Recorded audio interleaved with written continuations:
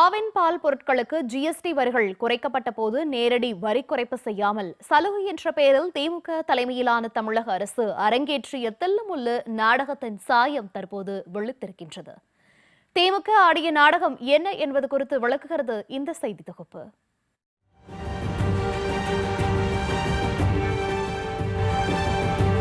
நாட்டு மக்களின் நிதிச்சுமையை குறைக்கும் வகையில் மத்திய அரசால் ஏற்படுத்தப்பட்ட ஜிஎஸ்டி சீர்திருத்த நடவடிக்கையால் நெய், வெண்ணெய், சீஸ் போன்ற பால் சம்பந்தமான பொருட்களுக்கு 12% இருந்த ஜிஎஸ்டி வரி கடந்த செப்டம்பர் மாதம் 5% குறைக்கப்பட்டது. இதில் பதப்படுத்தப்பட்ட பால், பன்னீர் போன்ற பொருட்களுக்கு 5% ஜிஎஸ்டி வசூலிக்கப்பட்டு வந்த நிலையில் அதற்கு முழு வரிவிலக்கு அளிக்கப்பட்டது. ஜிஎஸ்டி வரி குறைப்பால் நாடு முழுவதும் பால் சம்பந்தமான பொருட்களின் விலையை தனியார் மற்றும் பொதுத்துறை நிறுவனங்கள் குறித்து புதிய விலைப்பட்டியலை வெளியிட்டன. ஆனால் தமிழக அரசின் ஆவின் நிறுவனம் மட்டும் அத்தகைய விலை குறைப்பை செய்யாமல் உயர்த்தப்பட்ட விலைகளிலேயே பால் பொருட்களை விற்பனை செய்தது.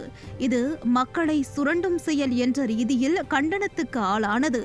திமுக ஆட்சிக்கு வந்த பிறகு 4 முறை பால் பொருட்களின் விலை உயர்த்தப்பட்டு 2022ஆம் ஆண்டு 515 ரூபாயாக இருந்த 1 கிலோ நெய்யின் விலை 700 ரூபாயை எட்டியது.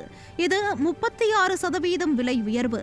சாமானிய மக்களின் அடிப்படை அத்தியாவசியமாக திகழும் பால் மற்றும் பால் பொருட்களின் விலையேற்றம் கடும் விமர்சனத்துக்கு உள்ளான போதெல்லாம் ஜிஎஸ்டி வரி விதிப்பை காரணமாக காட்டி தமிழக மக்களை மத்திய அரசு வஞ்சிக்கிறது என்ற தோற்றத்தை திமுக கட்டமைத்ததாக விமர்சனம் எழுந்தது.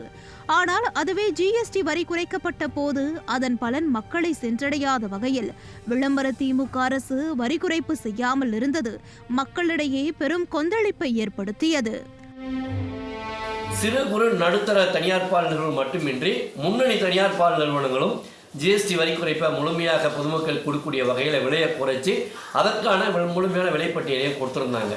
ஆனால் ஆவின் நிர்வாகம் அப்படி ஒரு பட்டியலையும் முழுமையான விலைப்பட்டியலையும் வெளியிடாமல் இந்த ஜிஎஸ்டி வரி குறைப்பின் பயனை பொதுமக்களுக்கு நேரடியாக கொடுக்காம ஒரு மறைமுகமான தள்ளுபடி விற்பனை விலை குறைப்பு என்கின்ற ஒரு கபட நாடகத்தை அரங்கேற்றினாங்க.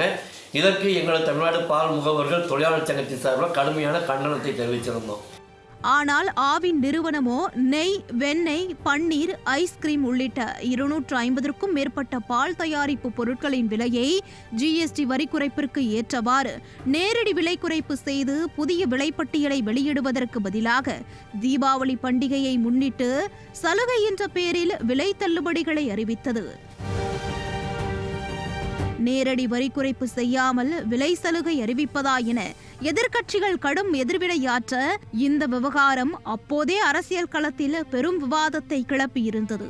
இந்த விலை சலுகையானது நவம்பர் மாதம் வரை மட்டுமே என்றும் அதன் பிறகு மீண்டும் உயர்த்தப்பட்ட விலைக்கே ஆவின் பால் தயாரிப்பு பொருட்கள் விற்பனை செய்யப்படும் என்றும் இது மக்களை ஏமாற்றும் வேலை என விமர்சனங்கள் எழுந்தன. இந்த நிலையில் தற்போது நவம்பர் மாதம் முடிவடைந்திருக்கும் சூழலில் பண்டிகை கால சலுகை விலையானது திரும்ப பெறப்பட்டு மீண்டும் உயர்த்தப்பட்ட விலைக்கே நெய் உள்ளிட்ட ஆவின் பால் பொருட்களின் விற்பனை நடைபெற்று வருகிறது.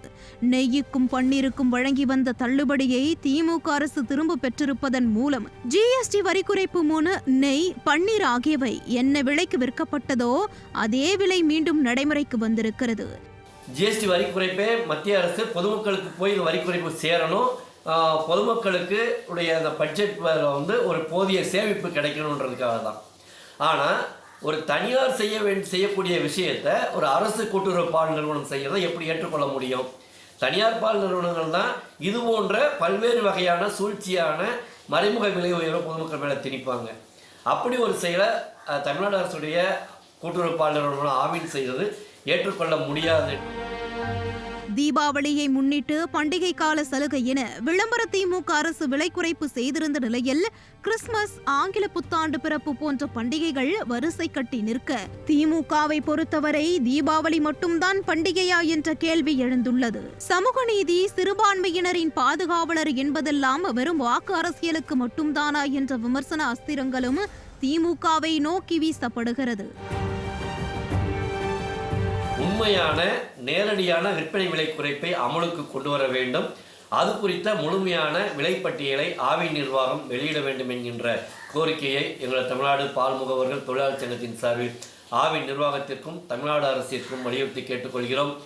அவ்வாறு தமிழ்நாடு அரசும் ஆவின் நிர்வாகம் விலை குறைப்புக்கு நடவடிக்கை எடுக்காத பட்சத்தில் ஜிஎஸ்டி கவுன்சில் தலையிட்டு மத்திய அரசும் தலையிட்டு ஆவின் நிர்வாகத்தின் மீது கடுமையான நடவடிக்கை எடுக்க வேண்டும் என்கின்ற கோரிக்கையை வலியுறுத்தி கேட்டுக்கொள்கிறோம். மின் கட்டண உயர்வு, குடிநீர் கட்டண உயர்வு, விலைவாசி ஏற்றம், அத்தியாவசிய பொருட்கள் விலையேற்றம் என திமுக மீதான மக்களின் கடும் கோபத்தை மத்திய அரசுக்கு எதிரான கோபமாக மடைமாற்றி தமிழ்நாட்டை தலைகுனிய விடமாட்டேன் என்ற பிம்பத்தை அரும்பாடுபட்டு திமுக கட்டியெழுப்பி வருவதாக விமர்சனங்கள் முன்வைக்கப்படுகிறது. ஆனால் சாமானிய மக்களின் நிதிச்சுமையை குறைக்கும் வகையில் மத்திய அரசின் வரி குறைப்பு பலனை ஆட்சி அதிகாரத்தின் பேரில் மக்களிடம் சென்று சேரவிடாமல் விளம்பர திமுக அரசு இடையில் சூறையாடி வரும் போக்கு திமுக கட்டி எழுப்பி வரும் மத்திய எதிர்ப்பு பிம்பத்தின் மீது ஓட்டையாக விழுந்திருக்கிறது. இதனிடையே திமுகவின் பண்டிகை கால சலுகை நாடகம் மக்களிடையே அம்பலப்பட்டு நிற்க சாமானிய மக்களின் வயிற்றில் அடிக்காமல் விளம்பர திமுக அரசு நெய், பன்னீர் உள்ளிட்ட பால் பொருட்களின் விலையை உடனடியாக குறைக்க வேண்டும் என்ற கோரிக்கை எழுந்துள்ளது.